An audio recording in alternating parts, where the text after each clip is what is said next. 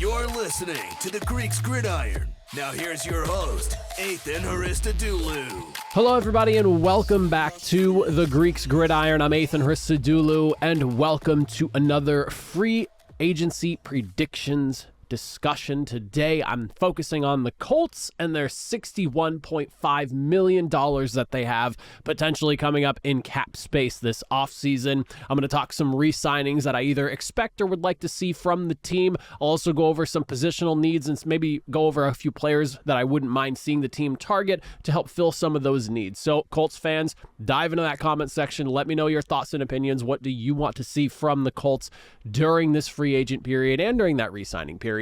And of course, your thoughts and opinions on what I have to say as well. But diving in, beginning with re-signings, first and foremost, and I cannot understate this enough, re-sign Michael Pittman. Do not let him walk. He has found success in your system. He looked really good this year despite having Gardner Minshew throwing the football, and that is no knock to him as by any means, but I do think it goes to show you the value that Michael Pittman brings to this offense here. Being able to put up nearly 110 receptions, over 1,100 yards. Sure, you could look at the touchdowns and say, I don't like how low 4 is for a number and that he hasn't crossed beyond 6 in any season, but touchdowns aside, he is productive. He can make plays after the catch. He can make those big contested catches. He's a big wide receiver. He fits this offense perfectly, and he is the exact prototype of guy that I want to see Anthony Richardson continue to have to throw the football to going forward.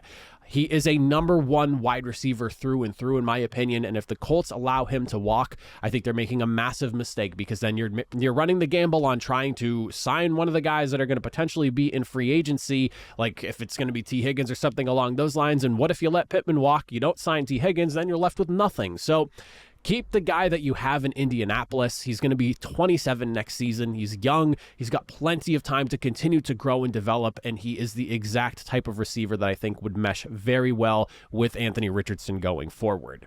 The second player that I have on here that I would like to discuss is going to be safety Julian Blackmon. He's going to be 26 years old next season.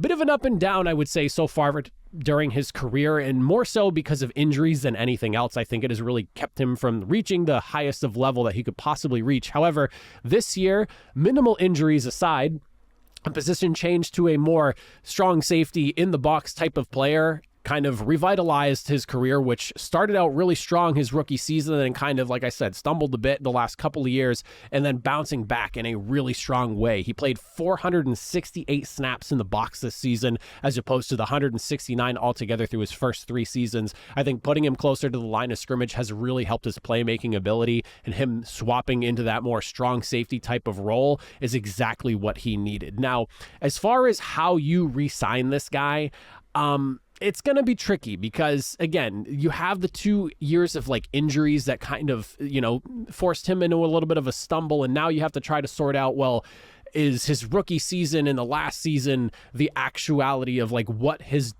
player potential is? Is that what we're going to actually get going forward? And did the 2 years of injuries just kind of like just a blip in the career that is Julian Blackmon? So for me personally, it seems that he's probably going to be in line for something along the lines of 8 to 12 million a year on average based off of just the way things are looking for safeties. I wouldn't put him in the top 10 of safeties in the NFL, but I'd have him at least in the top half of starting safeties in the league. He might be closer to 10 than he is 16. So I think an 8 to 12 million per year range makes sense. And if they're not committed on going long-term because the injuries scare them, sign him to a 1-year deal, push him closer to that 12 million range. It's a lot of money for one singular season, but it's one season and it's off the books, and you can leave it as is if it doesn't go well. But if you like him long term, if you signed him to a 2-3 year deal, you're keeping him around for about 10, maybe 11 million or so per year. That's really not that bad in the scope of what the safety market actually looks like right now, and especially with some safeties that are going to be re-signing some extensions this offseason.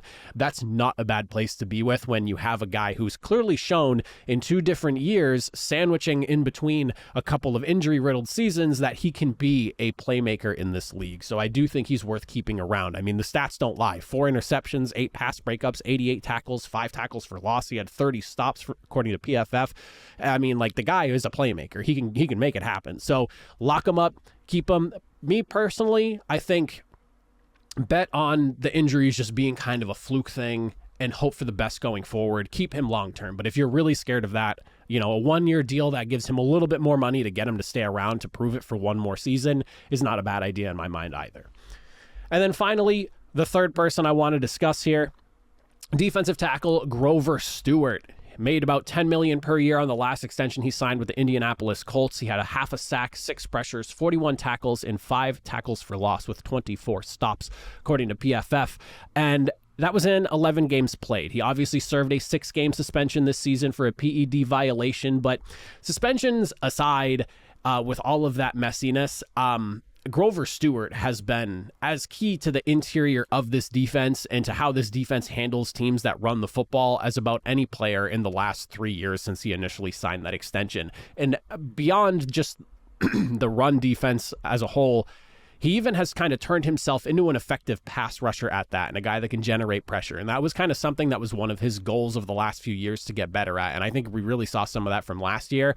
And had he played another 6 games, maybe we see more than just a half a sack from Grover Stewart, because obviously you get a 6-game suspension in the middle of the season. It kind of throws you off on the track you're currently on. You're cold because you're out for 6 weeks, and you come back, try to ramp back up. Like it wasn't an ideal time in the season to be hit with a 6-game suspension, because you're like smack in the middle of the year and it's for a month and a half that you're pretty much being forced to stay away. So I do really think that you could lock him up for like another 3-year deal, somewhere within the same exact range. I feel like the suspension helps in the Colts sense, because you have that as like a little bit of leverage and gamesmanship in the conversation of contract negotiations, where you could, maybe he wants more money or he wants around the same, and you can go, well, the PEDs, and maybe knock $1 million off per year or something like that because of that, or something in that range. But overall, this run defense in Indianapolis was a completely different unit when he was not on the field. So I think they need to go ahead and lock him up and make sure he's still on the field going forward for at least the foreseeable future.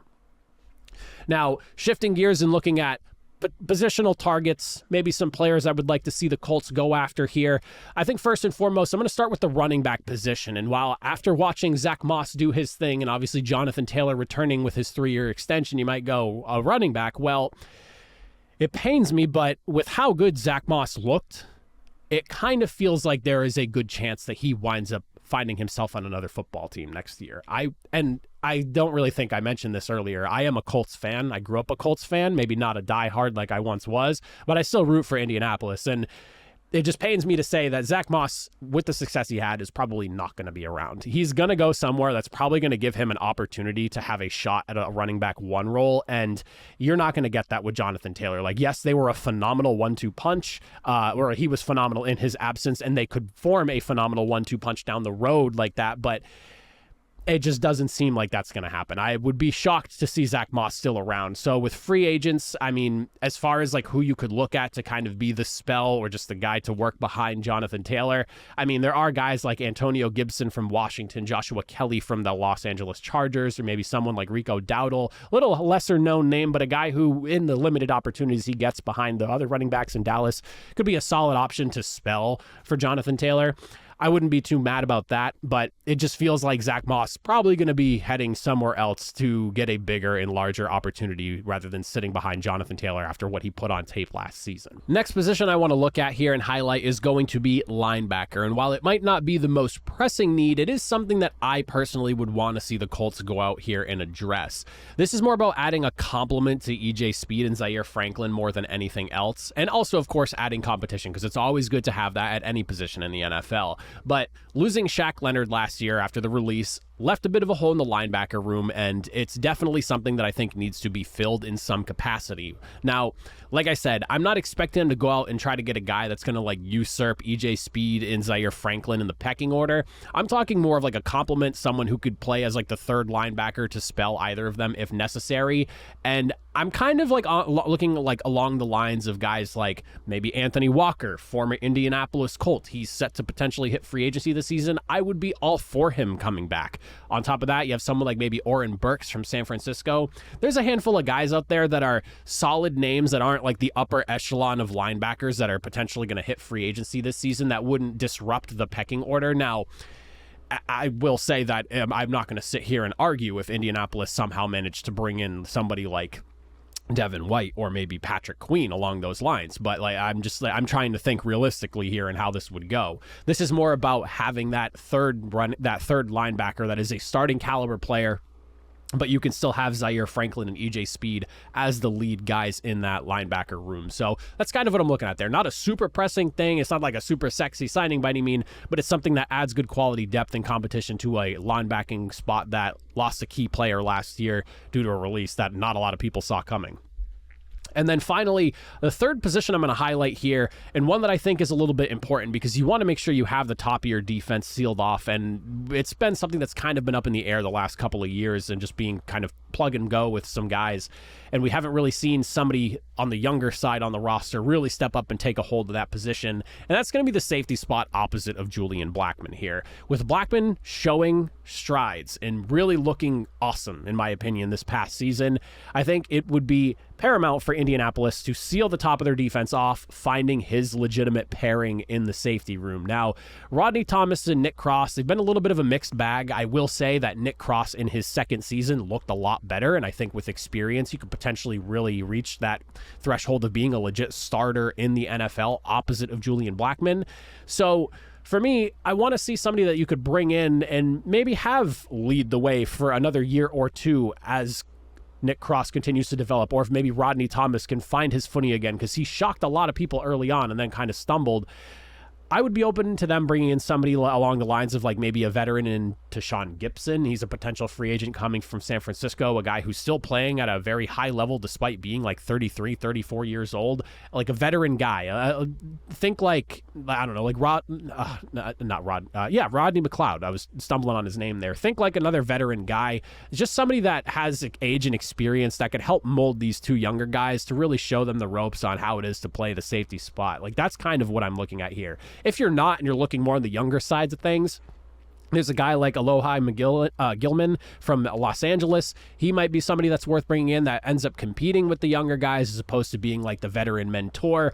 I just would like to see them go after somebody that helps seal off the top of that defense, because I do think it is a necessity, especially in today's passing league, for you to be very confident in who you have on the tail end of your defense. When all else fails, those are your two guys, especially when it comes to like the free safety spot. Because if Julian Blackmon's going to be the more up front in the box type guy, we need somebody who can seal off the top of that defense whenever you're playing those cover one type things or whatever it may be. So I want to see them do something as far as safety is concerned. I don't want to see them go and draft another safety unless like you're in a position where you have a can't miss safety for you in the draft at the spot you're picking at, and there's just no way you could pass up on him. But I don't really see that situation unfolding. So I think keep the guys you have, go get a veteran or maybe just another young guy to force more competition and get more results out of the guys you already have, or maybe somebody who winds up just altogether taking the starting role and he ends up being the guy opposite of Julian Blackmon for the next 2, 3, 4 years.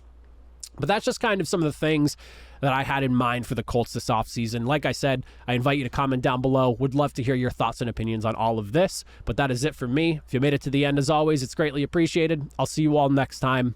Have a good one.